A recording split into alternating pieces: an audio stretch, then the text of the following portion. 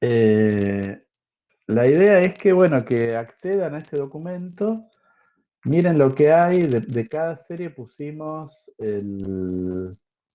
bueno, el nombre, un banner, una síntesis que extrajimos de algún lado por ahí, y links a un tráiler y a dónde se consigue.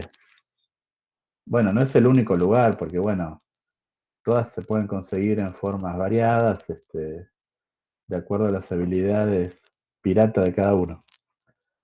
Eh, pero bueno, hay algunas que son de Netflix, otras son de Amazon Prime, otras son de HBO y otras no sé de dónde son o donde pudimos pusimos enlaces para descargarlas y cosas así. Y si no, seguro que buscando se puede conseguir. Bueno, algunas las miramos nosotros. No sé, Nico, ¿vos viste alguna? De las que están en esta cartilla, no. Ajá. Yo vi, Así que tengo que ver. a ver cuáles vi. Vi Devs es buenísima. Y vi Ears and Ears, que también es muy buena. Así que hay 15 más que los estudiantes que cursan este año la materia. Así que la cosa sería que cada uno mire esto y elija su serie poniendo su nombre ahí al lado del título. Tienen permisos para editar el documento. Confío en que nadie va a borrar el nombre de otro compañero para poner el suyo.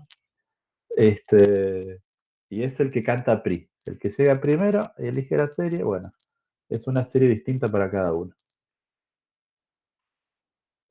Hay algunos animes incluso, si a alguno le gusta ese tipo de género.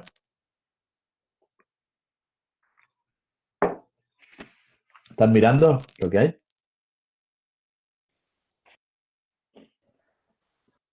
Bueno, así que eso es lo primero. Tendría que ser relativamente rápido que definan qué van a elegir, qué van a comentar. Para ir mirándola e ir haciendo las reseñas, ¿no?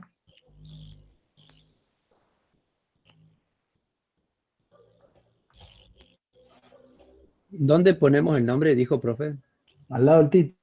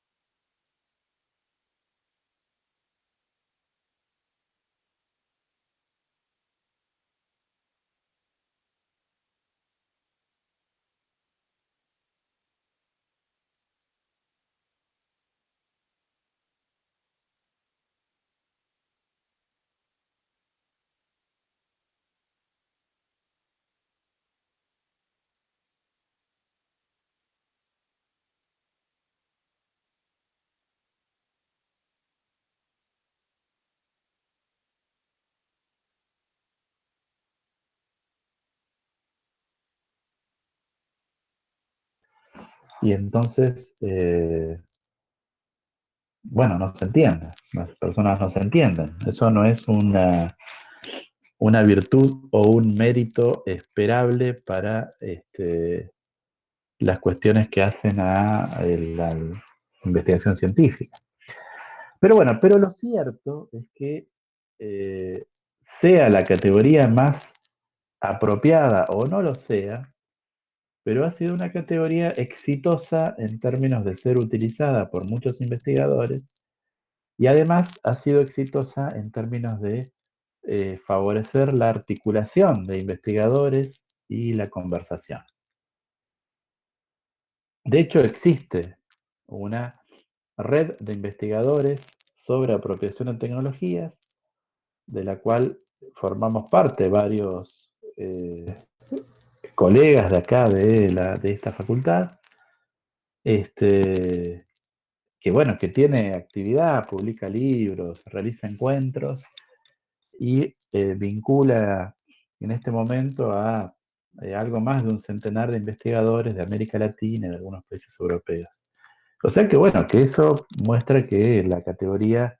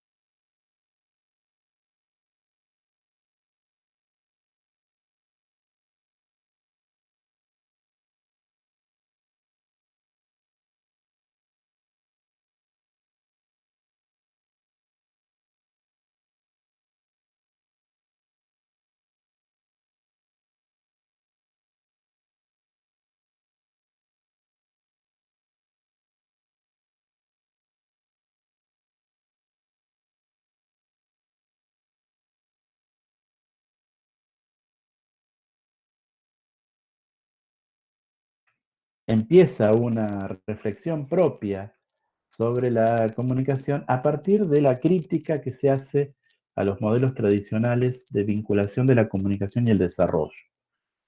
Esa crítica, ustedes recordarán, estaba enmarcada en lo que se llamó la teoría de la dependencia, lo que todavía se llama, que era una teoría inicialmente económica que señalaba que la relación entre los países desarrollados y subdesarrollados era una relación de coexistencia sistémica. Es decir, no es que los desarrollados tenían que avanzar más y desarrollarse, sino que los vínculos y las posiciones que se asignaban a cada país los ubicaban en el lugar del desarrollo o en el lugar del subdesarrollo, o mejor, en el lugar de la riqueza o el lugar de la pobreza. Y que por lo tanto, bueno, el camino para el desarrollo pasaba por una reformulación radical de las relaciones de poder, de las relaciones sociales, de las relaciones políticas.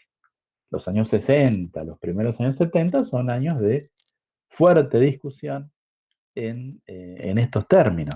Ahí tenemos la experiencia, bueno, primero de la Revolución Cubana, que es anterior, pero que ilumina a una serie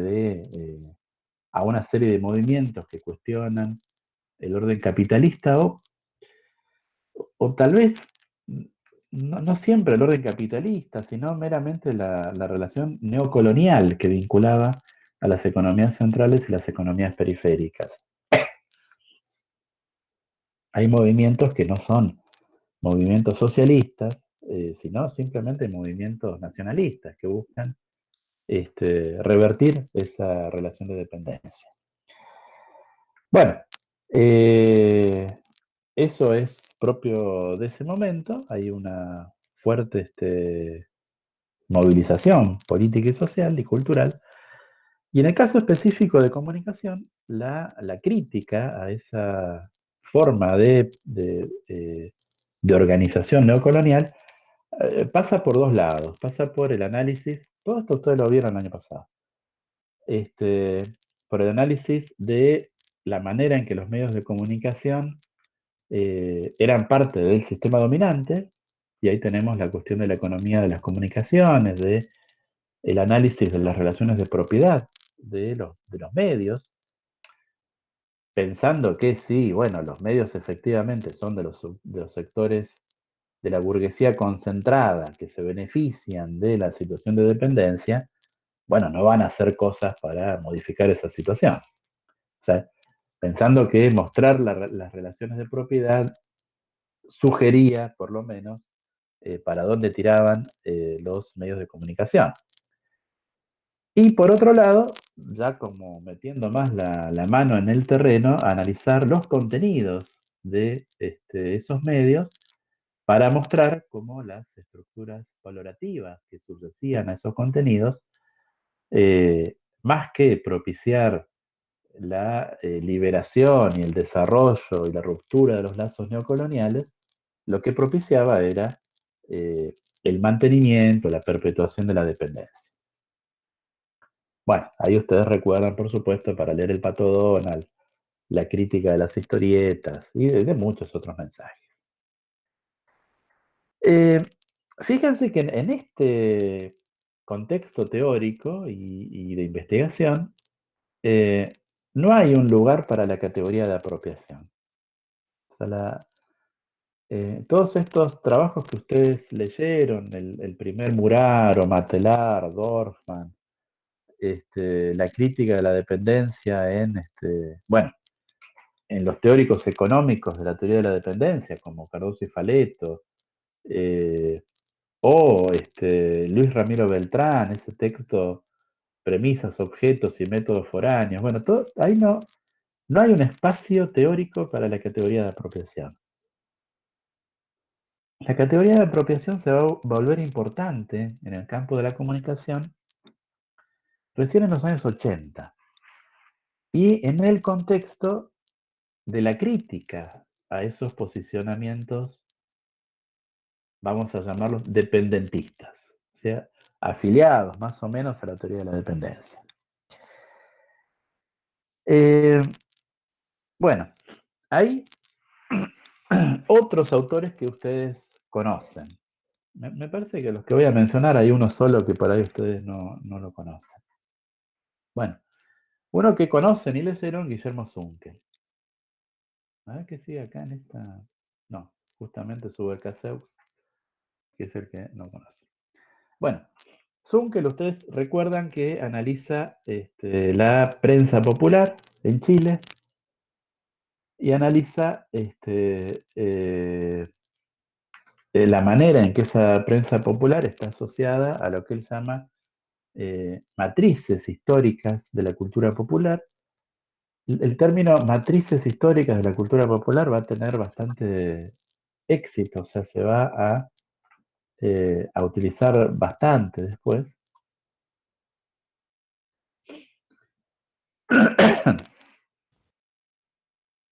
Hola Álvaro. Hola, buenas tardes. Bueno, podemos hacer una pausa y felicitarte por tu estreno de ayer. Sí, Muchas gracias. felicidades. A ver, Felicidades. ¿cómo anduvo eso? Che, contanos. Bien, estuvo lindo, raro, con tanta...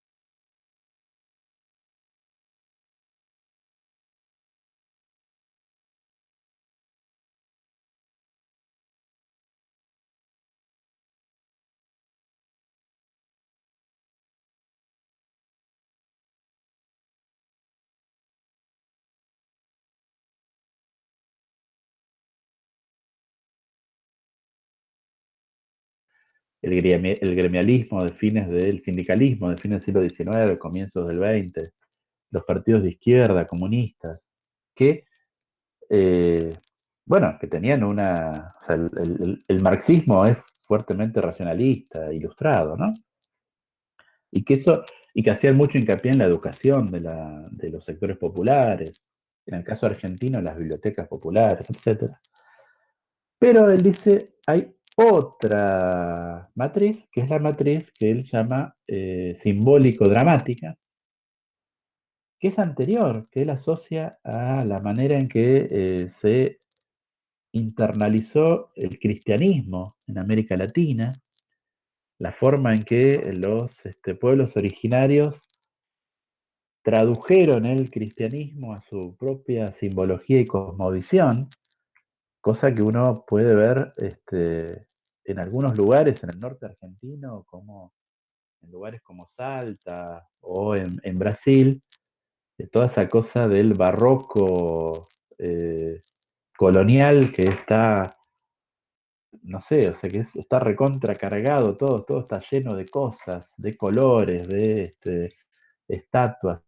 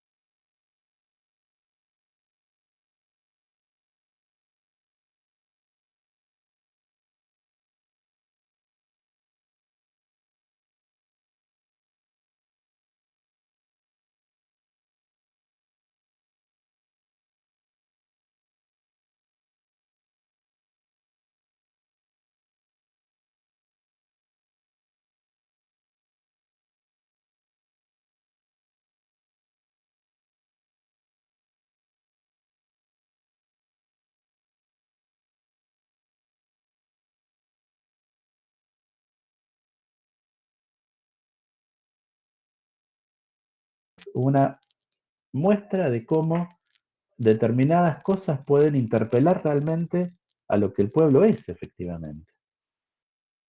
¿Mm? Él, por ejemplo, dice, bueno, está bien, o sea, los obreros son pueblo. Sí, ok. Pero después hay otras identidades populares. O sea, también son pueblos los habitantes de las villas que no estaban muy representadas por el discurso popular, los campesinos, qué sé yo. Y también son pueblos las prostitutas, los travestis, los delincuentes. O sea, estamos en el 80, no está hablando del movimiento trans, sino que está hablando de un travestismo muy marginal. ¿Sí? Y todo eso aparece desde hace muchísimos años en medios como Diario Crónica, pero no aparecía en el discurso racional de la izquierda. Es como si uno agarrara, no sé, los años 90 y mirara el tratamiento de los problemas de Página 12, que era el medio progre intelectual, y de Diario Crónica. Y ahí uno se encuentra con que, bueno, hay una parte del pueblo que no está contenido en el discurso de la izquierda racional. Bueno, ok. Ahora, fíjense lo que él dice, me interesa caer acá. Dice, las industrias culturales no son totalmente externas a las identidades populares, en la medida en que ante la incapacidad de la prensa de izquierda para hacerlo, fueron otros discursos, como los de los diarios sensacionalistas, los que se han apropiado de la realidad subjetiva y de la vida cotidiana de los sectores populares. O sea, en principio para Zunkel, acá la idea de apropiación remite a la capacidad de recuperación por parte de un discurso de aspectos que sean inherentes a la identidad de los sectores populares. O sea, acá sí aparece un lugar para la categoría de apropiación. Todavía un lugar medio... Sí. ¿Puedes repetir lo último otra vez? Porque se me cortó, no sé qué pasó. La cita es, otros discursos son los que se han apropiado de la realidad subjetiva y de la vida cotidiana de los sectores populares.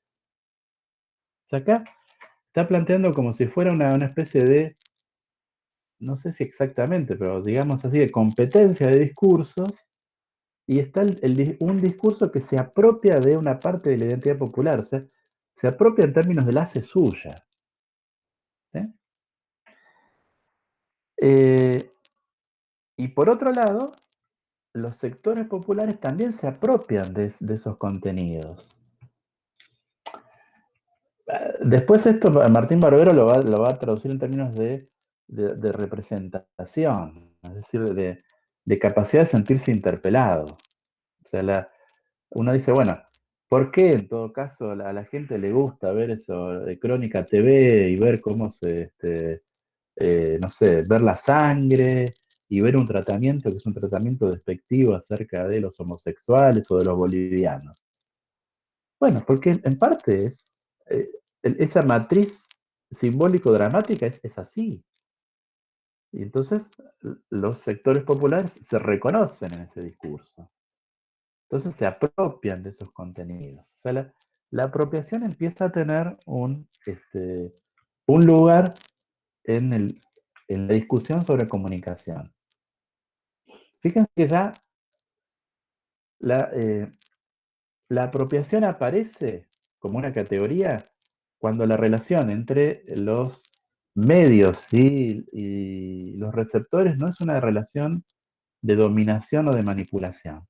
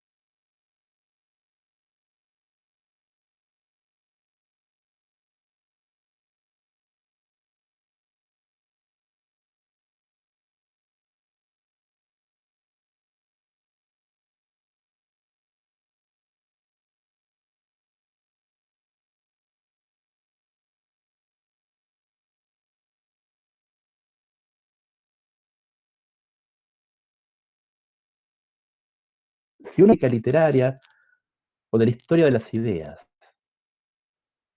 Y de la manera en que se ha visto y se ha criticado el uso, para no usar la palabra apropiación, el uso de teorías que provienen de otras latitudes. Entonces es más específica de la historia de las ideas, la historia del pensamiento, y es más polémica porque arremete de una manera más directa contra autores y supuestos que en general, bueno, se sostenían de una forma bastante usual, habitual. Bueno, lo que hace Subercaseaux es delimitar estos dos modelos interpretativos que para él son excluyentes. O sea, o uno utiliza el modelo de la reproducción o uno utiliza el modelo de la apropiación. En el primero, que es este modelo de la reproducción, él ascribe las teorías del orden neocolonial y la teoría de la dependencia. ¿Qué características tendría este modelo de la reproducción? Bueno, él dice que por un lado le da un rol más importante a las élites ilustradas, que son acusadas de introducir el pensamiento foráneo, especialmente el europeo,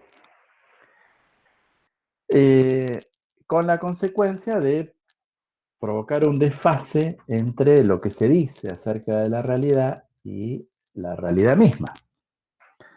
Dice él: tendríamos en consecuencia barroco sin contrarreforma, liberalismo sin burguesía, positivismo sin industria, existencialismo sin Segunda Guerra Mundial, posmodernismo sin posmodernidad, etc.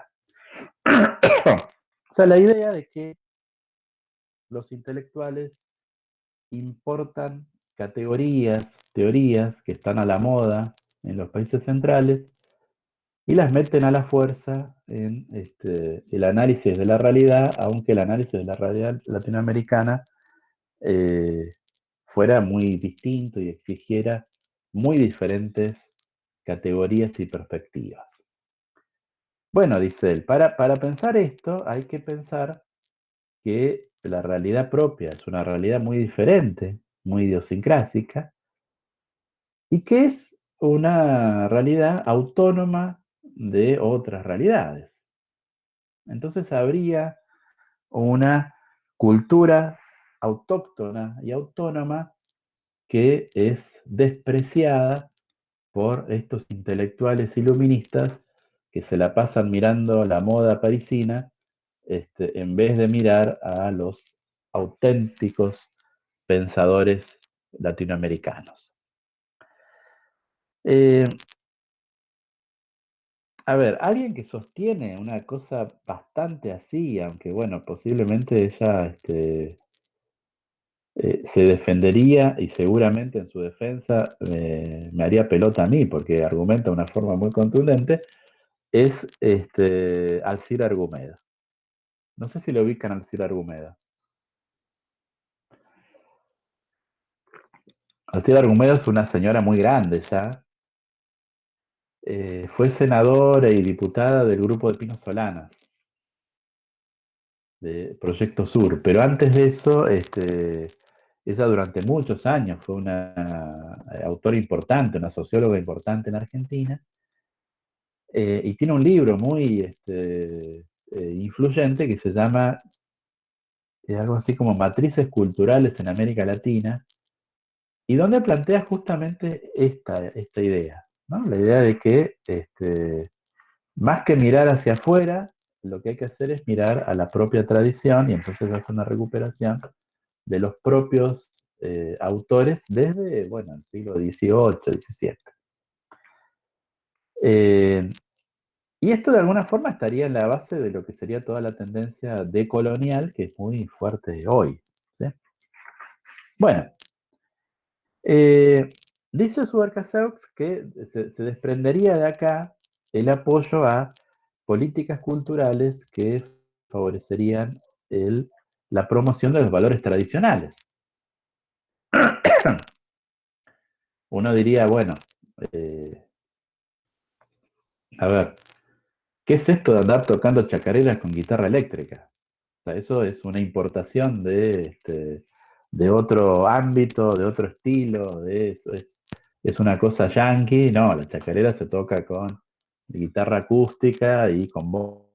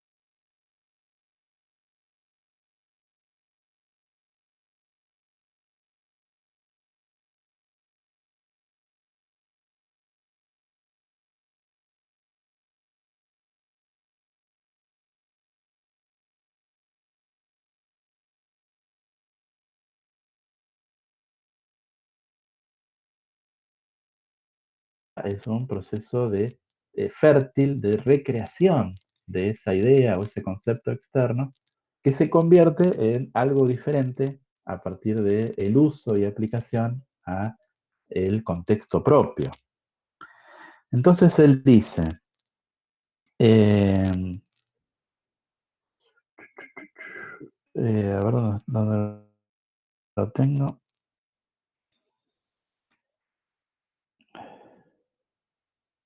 Dice, antes de hablar de un liberalismo o un marxismo en Latinoamérica, tenemos que hablar de un liberalismo o un marxismo latinoamericanos. O sea, habría un marxismo, efectivamente el marxismo, su nombre lo indica, viene de las ideas de Marx. Marx era un señor alemán que vivía en Inglaterra. Alguna vez habrá pensado en América Latina, pero como un lugar pintoresco y exótico, no mucho más de eso.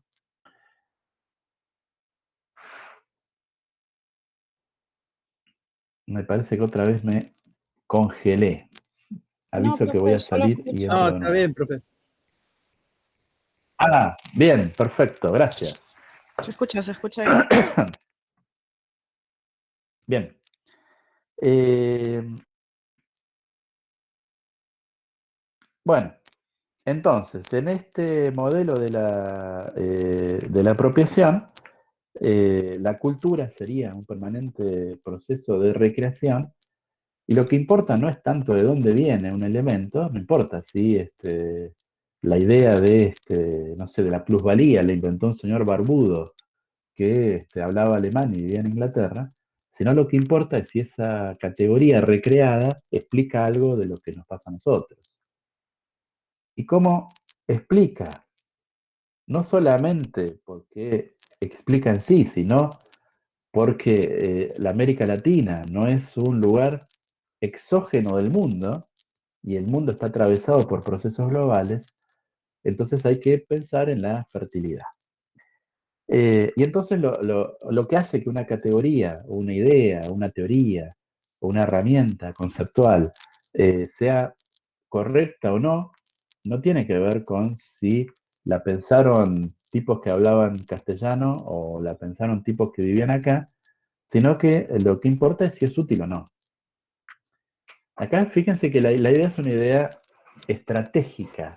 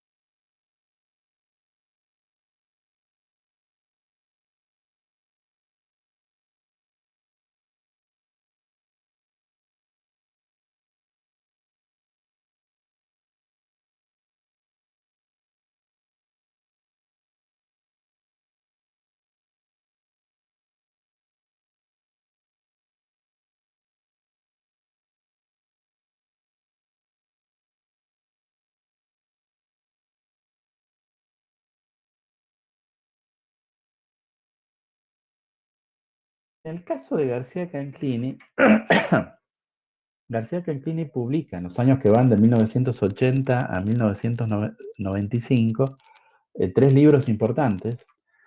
El primero es Las culturas populares en el capitalismo, el segundo es Culturas híbridas, estrategias para entrar y salir de la modernidad, y el tercero es Consumidores y ciudadanos. De estos dos últimos ustedes algo leyeron en Teorías de la Comunicación 2. A ver, me interesan muy pocas cositas. Una es que García Canclini tiene una formación bourdiana, no sé si se dice así, me refiero a Pierre Bourdieu. O sea, él, no sé si ha sido discípulo directo de Bourdieu, pero efectivamente la sociología de Bourdieu lo ha influido mucho. Y por lo tanto, a él le interesa particularmente el hecho de que la cultura es un espacio de lucha, un espacio en el cual los distintos grupos, las distintas clases, los distintos sectores compiten por, bueno, la palabra, por apropiarse de recursos económicos y simbólicos. En esa lucha, los sectores dominantes tienen mejores posibilidades de poner a su servicio las cosas. Y entonces, lo que hay es una cosa desigual, una pelea desigual por la apropiación. ¿Sí? A ver cómo lo dice él. Habla de la apropiación desigual de los bienes económicos y culturales. ¿Mm? Por lo tanto, la apropiación se relaciona, especialmente en el primero de los libros que mencioné, con la idea de expropiación. Es decir, no solamente los sectores dominantes de la sociedad se quedan con lo mejor, sino que también, como sucede con la plusvalía, tienen la capacidad de quedarse con cosas que se originan en los sectores populares, en los sectores dominados. Él, por ejemplo, analiza particularmente el tema del turismo acá, del turismo en relación a los pueblos originarios, cómo el turismo reencausa y redefine las estrategias de supervivencia de los pueblos originarios que se orientan a, por ejemplo, la producción y venta de artesanías para el turista. Y cómo eso, bueno, de alguna manera supone una expropiación de un conocimiento, una cultura que se transforma en un objeto, en un souvenir en el living del turista norteamericano que muestra de esa manera qué canchero que es y cómo ha recorrido el mundo. Esa es una idea de apropiación. Pero hay otro momento que me parece más interesante, en el cual él despliega una idea diferente. Y él habla de esto, lo que está en la foto, que es la fiesta de Cristo Rey en Patambam, una aldea, una aldea tarasca de un grupo étnico mexicano. Y lo que ve es una fiesta tradicional, donde, bueno, parte de esa fiesta tradicional es que hay canciones, se cantan cosas. Estamos hablando de los años 80, ¿eh? Perdón, antes todavía. El libro es del 82, así que esto puede haber sido fines de los 70. Y lo que ve que le llama la atención es que hay algunos de los campesinos que son migrantes en Estados Unidos, es decir, son jornaleros que van a levantar las cosechas a Estados Unidos, vuelven a su pueblo y han comprado, han adquirido en Estados Unidos grabadores. Y entonces ponen los grabadores, que en ese momento son una tecnología de última generación, las ponen para grabar las canciones, que son canciones recontra tradicionales, para poder escucharlas en sus traslados, en su migración a Estados Unidos para trabajar de jornaleros. Entonces él dice de esto, dice, yo veo en las grabadoras una parte del ritual de la fiesta. Como tantos objetos ceremoniales, son el recurso para apropiarse y conservar los símbolos de su identidad. Entonces, acá ya la apropiación no es una apropiación de ideas o categorías.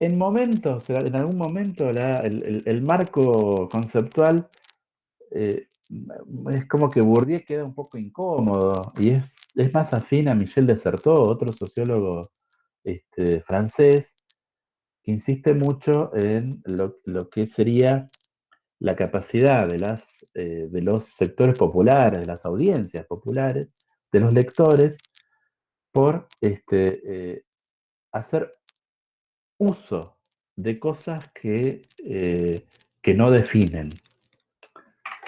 No me quedó muy claro. Dessertó habla de la caza furtiva. O sea, dice, bueno, a ver, ¿cuál es la idea de la caza furtiva? La idea es que no tenés bosque, o sea, el bosque no es tuyo, sino que vino el terrateniente y le puso un cerco. No tenés animales, te estás cagando de hambre, pero bueno, vas, saltás el cerco y te apoderas de un animal, lo matás y te lo morfás. Entonces, todo el escenario lo definió el otro, el poderoso, y vos haces algo con eso. Haces algo que no es exactamente lo que espera el poderoso. Te corres un poquito de eso. Y para Desserteau, eso es lo que hacen los lectores, lo que hacen las audiencias de las culturas populares. O sea, no están exactamente en el lugar en el que pretende el discurso dominante, sino que se corren un poquito.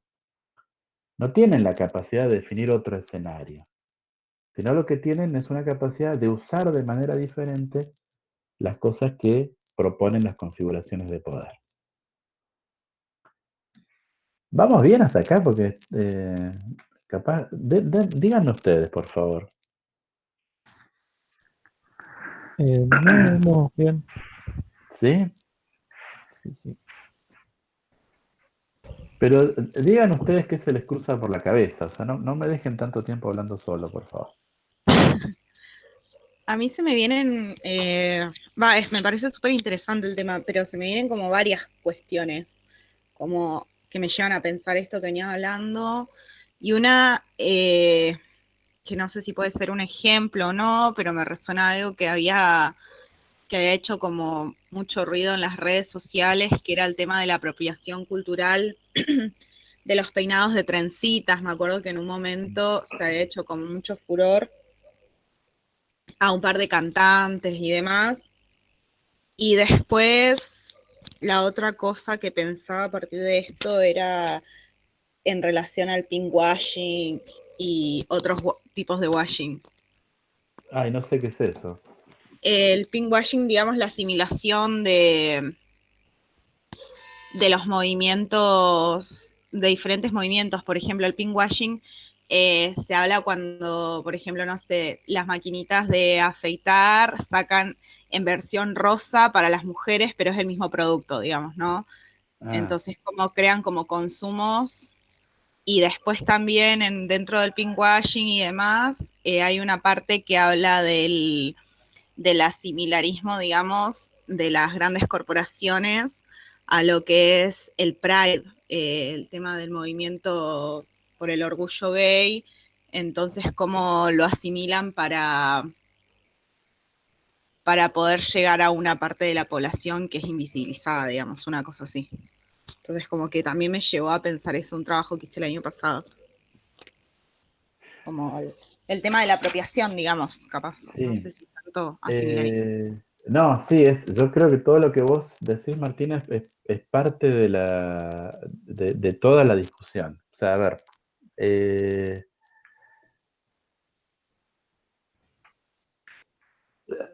podría hacer un recorrido así. García Canclini arranca con una visión que podríamos decir negativa de la apropiación. O sea, cuando dice, bueno,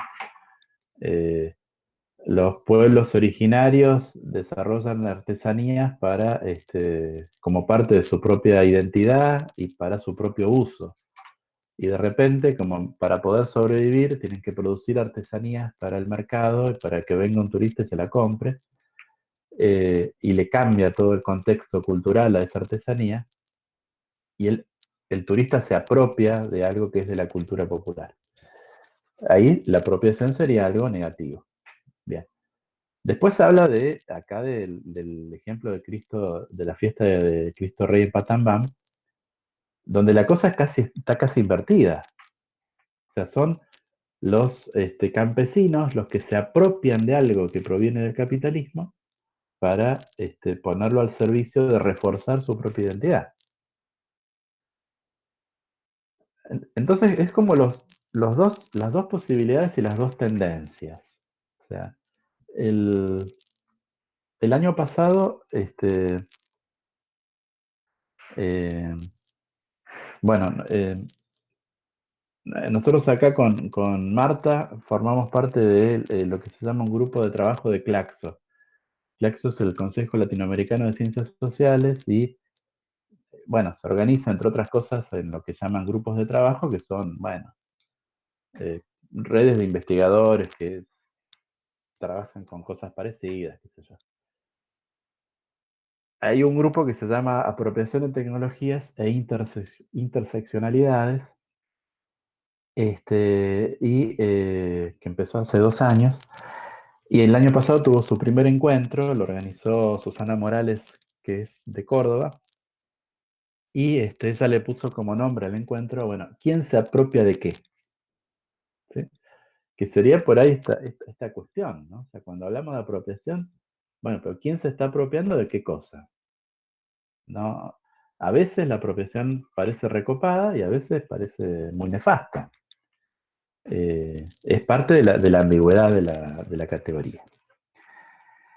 Hay todavía otra ambigüedad que yo quisiera señalar, que está implícita en esto del caso de los grabadores en la fiesta de Patambam, que no es un caso menor, porque fíjense que de los medios a las mediaciones, cuando Martín Barbero habla de García Canclini, toma este mismo ejemplo, el de la fiesta y los grabadores y qué sé yo. O sea, como que pega bastante. Una cosa más. O sea, García Canclini en esta línea sigue trabajando. O sea, en Culturas Híbridas habla, por ejemplo, de la apropiación de los monumentos. Y hay una serie de fotos muy interesantes en ese libro, donde muestra, bueno, monumentos del centro de la Ciudad de México, donde los habitantes de los sectores más marginales de la ciudad van y hacen un graffiti o le pegan o le ponen una pancarta. Y para García Canclini eso es como, bueno, un ejemplo de apropiación también. Esta idea de desertor, ¿no? O sea, bueno, la cosa está ahí, yo no la definí, no la hice, pero bueno, voy y le hago una marca, aunque sea. Ahora, por un lado está esta cuestión de la direccionalidad, quién se apropia de qué, pero por otro lado hay como también otra ambigüedad en términos de dos maneras de pensar la apropiación en términos generales. Y esto lo complejiza de alguna forma Martín Barbero. A ver, Martín Barbero publica De los medios a las mediaciones, libro muy influyente, muy conocido, patatín patatero. Pero en ese libro, bueno, él habla de mediaciones, no la define. Después reconoce que no le gusta definir las categorías importantes, entonces nadie sabe bien a qué se refiere, todo el mundo agarra por un lado distinto. Finalmente, lo que aparece como la teoría de las mediaciones tiene que ver con una parte de lo que él dice, a mi modo de ver, ni siquiera la más interesante, pero que es esta cosa de que cuando hay un proceso de recepción mediática, bueno, están lo que él llama mediaciones también, que serían las constricciones o las determinaciones de ese proceso. Él en el libro menciona tres, habla de la cotidianidad familiar, de la temporalidad social y no me acuerdo de cuál es la tercera. Y esto está muy asociado o va muy en sintonía con la idea de la codificación y decodificación de Stuart Hall y esas cosas. A ver, pongo un ejemplo. Después esto lo va a operacionalizar gente como Orozco Gómez, el mexicano. Y bueno, ellos lo que analizan es, bueno, dicen, hay distintos tipos de familias. Por ejemplo, familias de clase media alta, familias de sectores populares, familias de sectores populares específicas de grupos étnicos particulares. En México esto es muy importante. Y entonces analizan cómo las reglas que ponen las familias para mirar televisión se traducen en que los pibes ven de manera diferente televisión. Lo que, bueno, es medio obvio, ¿no? Uno dice, bueno, algunas familias les ponen el televisor en la pieza, en el dormitorio, y otras no. Algunas familias les ponen horarios y otras no. Algunas familias establecen el consumo de televisión en términos de lógica de premio y castigo y otras no. Y esto está modulado culturalmente y por lo tanto, bueno, establece formas diferentes de acceso. Muy bien. Ahora, fíjense, y acá también habla de apropiación. A ver si Martín Barbero.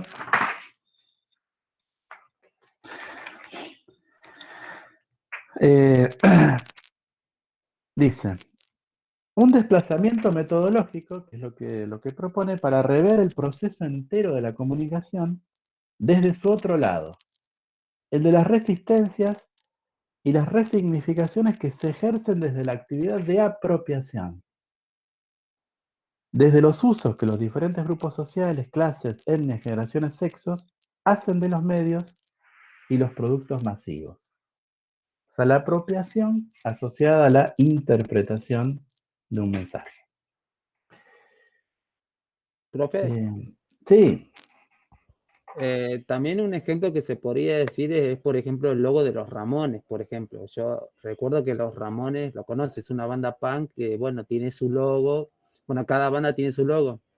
Y tanto fue así, tanta moda se produció que hasta se producieron camisetas modificadas de los Ramones. Por ejemplo, en vez de ponerle Ramones, le ponen Maluma, le ponen Damas Gratis, ese tipo de cosas.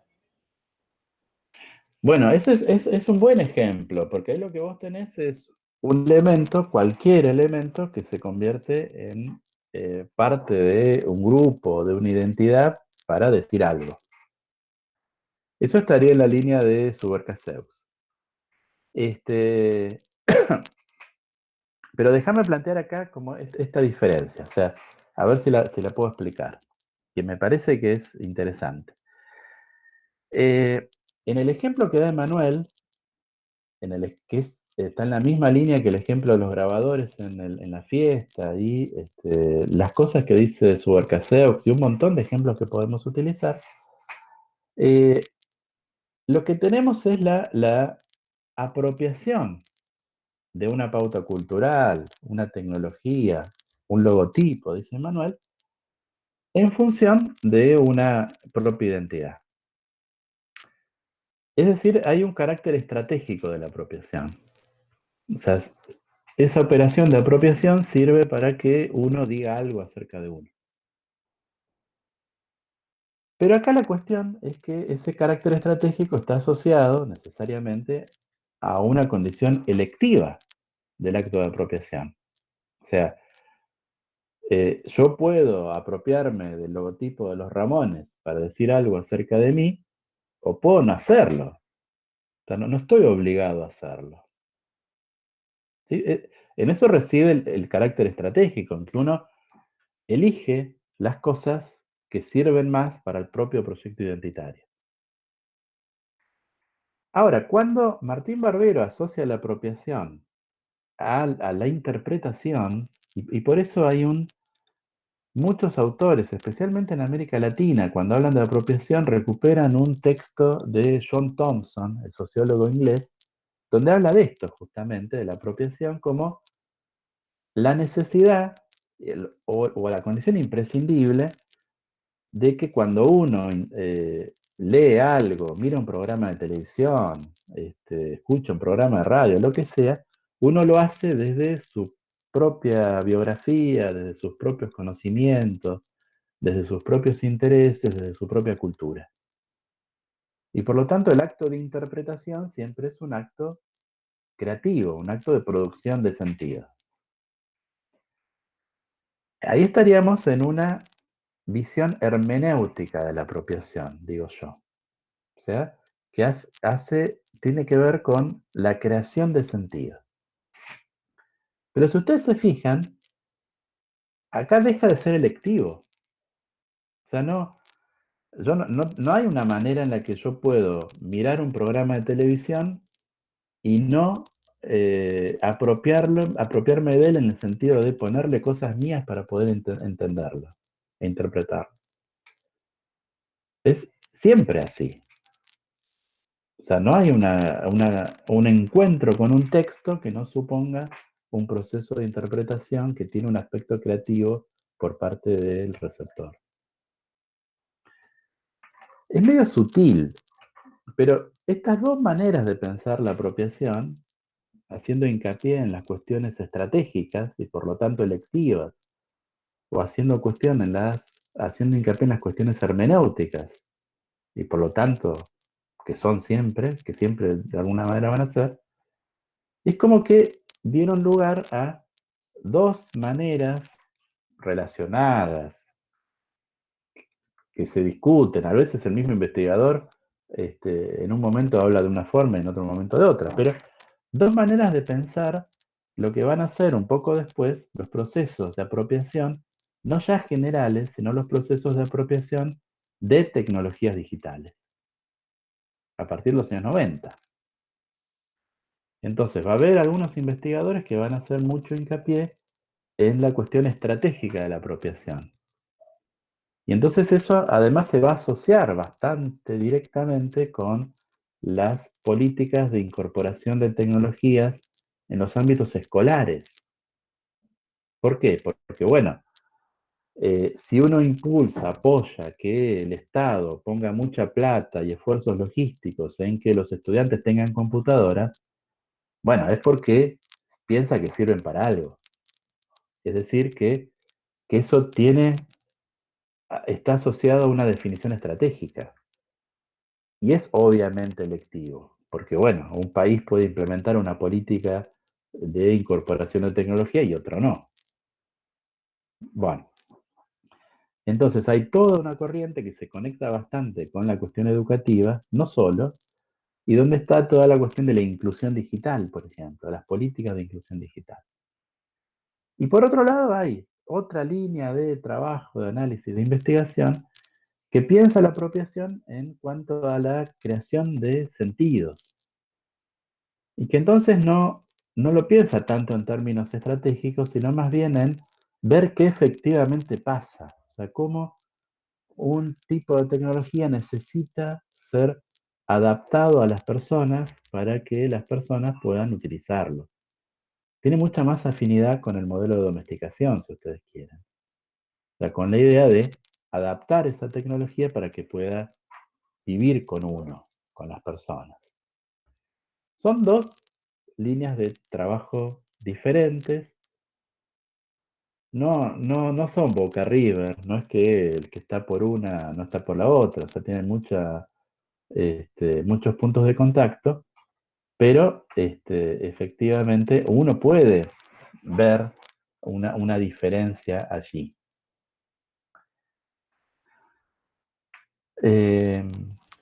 Profe, Sí, Álvaro. me quedé con la duda del concepto de hermenéutica. ¿Habla sobre esto, o sea, se refiere a sobre esto de la creación de sentidos? Bueno, la hermenéutica me parece que se define así. Ah, Eh, Tendríamos que buscar una definición de hermenéutica. Si alguno tiene ahí Google a mano, que la busque, pero en principio tiene que ver con el proceso de creación de sentidos. bien. Eh, Cuando yo digo es una perspectiva hermenéutica, me refiero a que es una forma de pensar la apropiación en términos de qué sentidos se crean en ese proceso de uso de una tecnología. Ok, entiendo. En el otro caso, la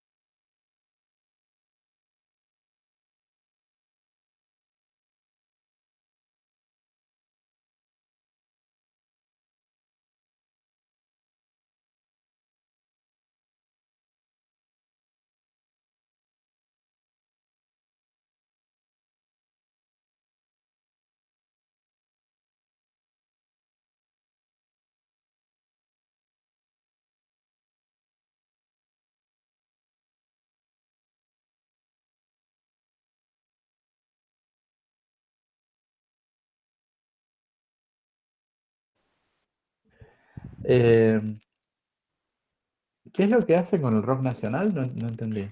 El lofi es como un género donde se Eso me usan los acuerdo, sí. sonidos, claro, como de cómo se hacía la música antes. Y esta persona lo que hace es usar las canciones de rock nacional, hace todo un compilado y las transforma a ese género, digamos. Es como que las va Ajá, transformando a esos sonidos. bueno. No, mira, a ver, en principio esta diferencia es una diferencia analítica. Mm, O sea, lo que quiero decir con esto es que los fenómenos están ahí, la cuestión es por dónde le entras. O sea, ¿cuál es tu interés como analista, como investigador? Por supuesto, tu interés posiblemente te va a condicionar en qué tipo de fenómenos te parecen más interesantes para analizar. Eso es así. Y además te va a condicionar también en lo que podés llegar a decir acerca de los fenómenos. O sea, cuando la cosa va por el lado más estratégico, bueno, hay yo digo que hay una tendencia normativa. Cuando digo normativa, no estoy haciendo una crítica, me refiero a la idea de proponer cómo debe ser algo. mm. Cosa que es correcta si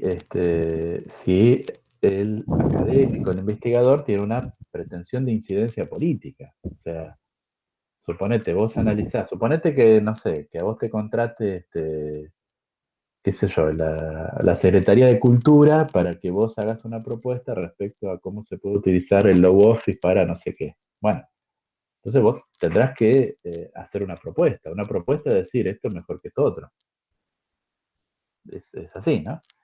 Entonces, la cuestión estratégica va medio por ese lado, por el lado de qué cosa es mejor que otra. La cuestión hermenéutica va por un acercamiento más antropológico naturalista, o sea, mirar qué pasó en un proceso. A veces mirar qué pasó en un proceso también sirve para recalibrar o mejorar ese proceso. Eso también es posible. ¿Estás ahí, Yolana? Sí, estoy acá. Ah, bien. Estaba escuchando. Eh, en el caso concreto que vos me decís, bueno, ahí fíjate que hay un proceso de apropiación por parte de los que hacen las cosas con el rock, de apropiación de un formato, no sé si llamarlo así. Es medio raro, yo no sé si llamarlo género o formato, porque todo empezó encima con un video que hizo un chico sobre un músico nomás de Charly García. Hizo toda una Ajá. recopilación. Después apareció de Spinetta y después empezaron a aparecer un chico que hizo como enganchados. Entonces todos esos andan dando vueltas por ahí. Es medio raro. ¿Y está trabajada la música también? Sí, es como que la va transformando, o sea, es como que se ve que la tocan de nuevo, por así decirlo. No es que usan la base musical y la transforman, sino que se ve que lo hacen de nuevo. Pero Está todavía intervenida no. también con sonidos. Claro, algo así. Pero cuando vos habías hecho tu trabajo, ¿no estaba también el canal ese la nena, la chica con el gatito? Claro, ese era el primero, digamos. Ese es Sí. el más popular y hay otros. Y como yo se ve que lo seguía, a mí me saltó en recomendaciones esta persona que hace esos de rock nacional. Pero perdoname una pregunta ignorante, porque yo lo he escuchado, el de la adolescente con el gatito. Sí. Pero ahí ¿es solo un enganchado o está retrabajada la música de alguna manera? No, en ese caso el de la chica, porque hay otros que hacen música retrabajada, como Ajá. dicen. Y en el caso de la chica son artistas todos desconocidos que los van poniendo para Ah, que estén ahí. Son artistas independientes. está bien.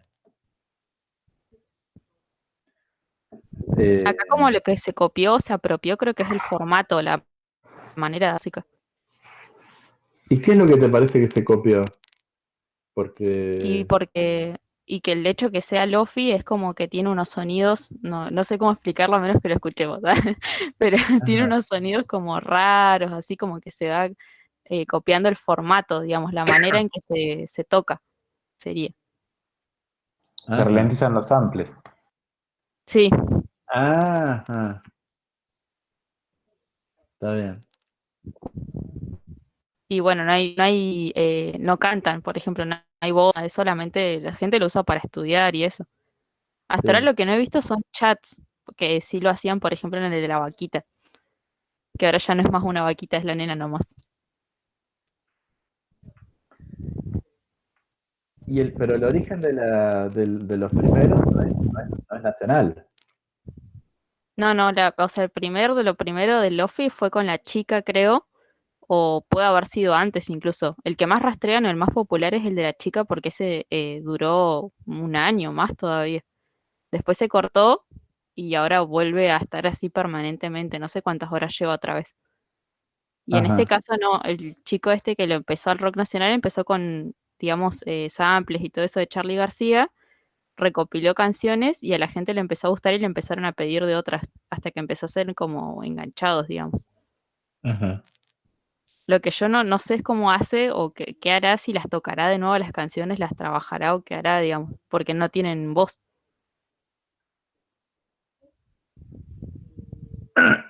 Y habría que ver, no sé la verdad que era. Habría que Pero, preguntarle. pero bueno, ahí claramente lo que tenés es una apropiación de un formato, género, no sé cómo llamarlo, de un esquema, este, que te muestra esto de cómo, bueno, las pautas culturales vienen de cualquier lado, ¿no? A ver, el mismo rock nacional, ya desde su nombre, es un proceso de apropiación, ¿no? Sí, De un formato, una música, un estilo que viene de otro lado, pero ¿quién va a negar que Spinetta o Charly García son músicos argentinos? O sea, mm, habría que ser tan estúpido como para decir estos que decían que Piazzolla no hacía tango.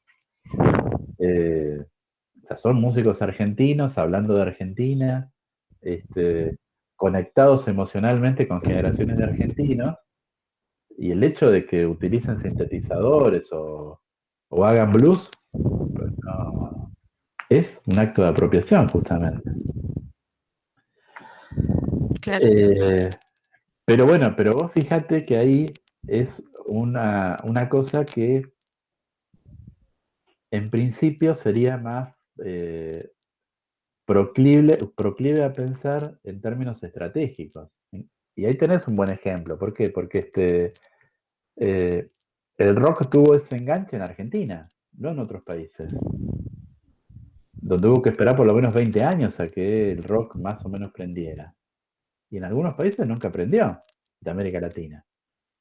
Sí, O sea, lo que te indica, bueno, que hay una condición, por alguna razón, que habría que indagar, qué sé yo cuál será, los sectores medios y medio bajos argentinos se apropiaron de esa música que venía de Gran Bretaña o de Estados Unidos y le hicieron algo propio.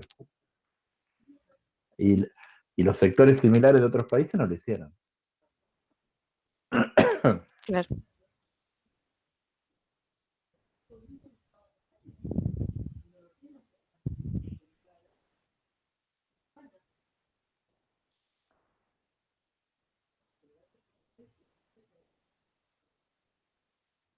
¿Qué dicen los demás? Tamara, Susana, Sani, Rocío.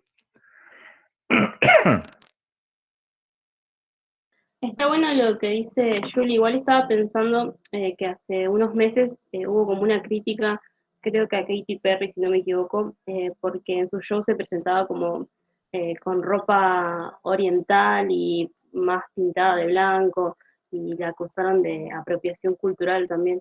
¿Cómo se ve? Igual pasa ahora con Nati Peluso, que creo que es algo que igual decía Martina sobre que están acusadas de esta idea de robarse ciertas cosas de otras culturas y utilizarlas como para, no sé, no sé si eh, ganar más seguidores o lo que sea, no sé con qué intención es, pero estaba pensando en eso también.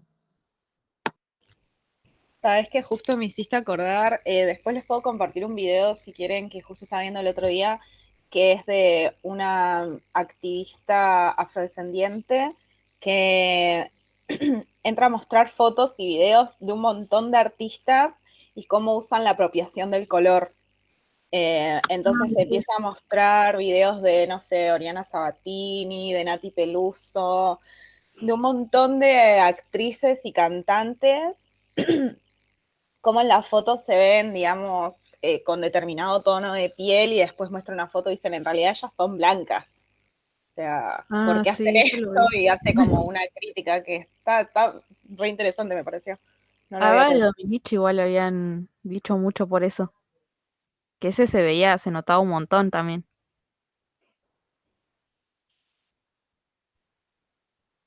¿A quién? A Eva de Dominici, cuando estaba embarazada hizo como una sesión de fotos y estaba súper, súper bronceada. Entonces era como una diferencia ya muy, muy notable.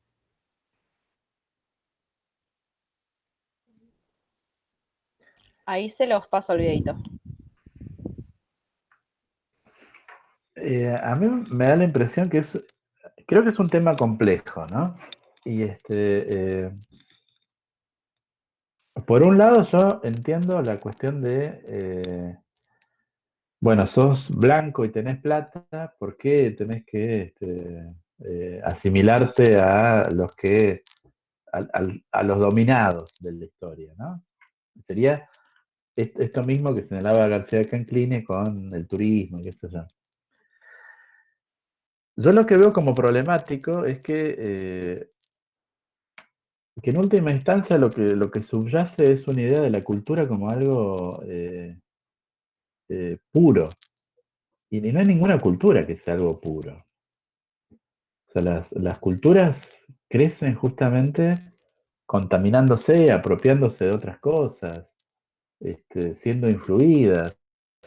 Eh, y eso me parece un poco problemático de la crítica de la apropiación cultural en los términos que la están planteando, que es muy común ahora.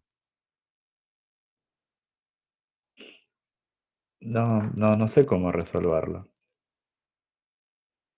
No, y aparte algo que me parece como la crítica esta de señalar está apropiándose de algo en un mundo donde existe internet, digamos, cuando Sí. a partir de algo está subido en línea ya deja de ser algo sumamente original, sino que empieza a reproducirse, a copiarse y-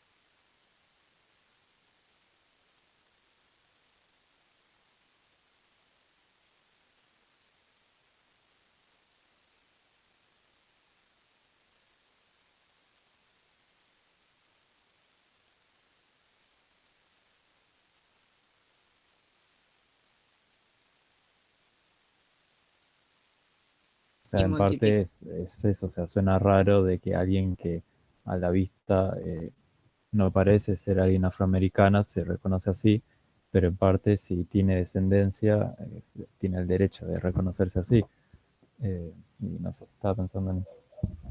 Pero ella no tenía ascendencia, ¿eh? Ah, pensé que sí. No, no, no, no. Los padres eran requete blancos Ah, y era europea, o sea, así, como grupo étnico. Pero ella decía que ella se reconocía como afroamericana, porque era su identidad elegida. Claro, es como donde se crió, digamos. Qué sé yo, no sé, pero bueno, generó toda una polémica, porque bueno, la mayoría de los dirigentes afroamericanos no querían saber nada, o sea, no la reconocían. Para colmo, esta mujer había sido activista de la comunidad, así que había algunos que se sentían estafados directamente.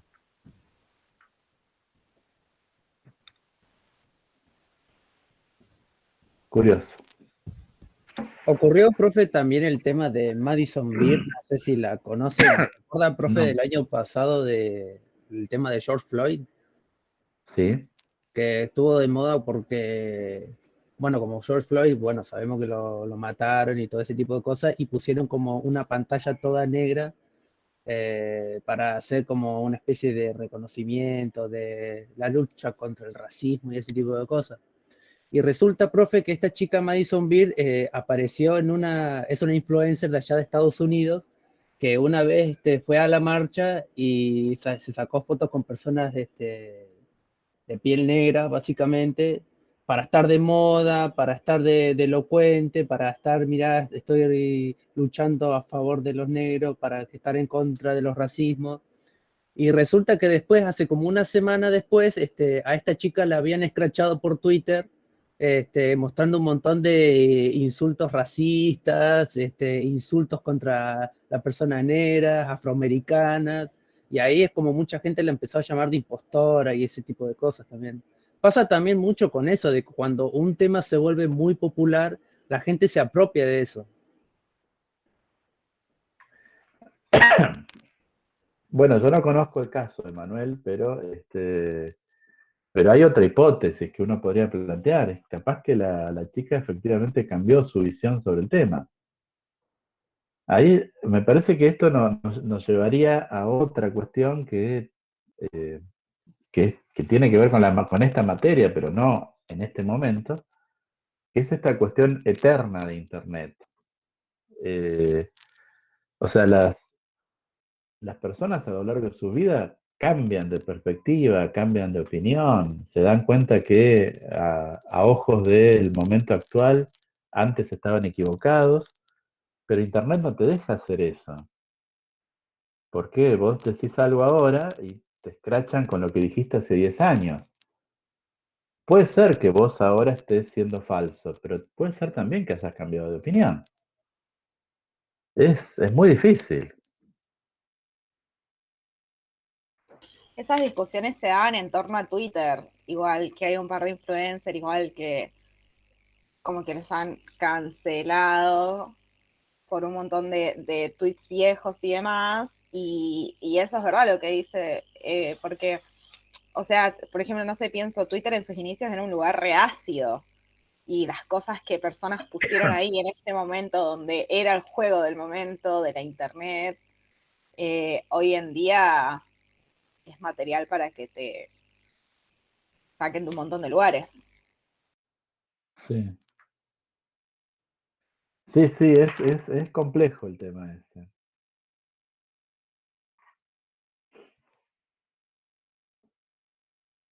Y no sé ustedes, o sea, todavía mi generación, el registro que hay de nosotros mismos es limitado. Pero en el caso de ustedes es total. Toda la vida de ustedes ya quedó registrada.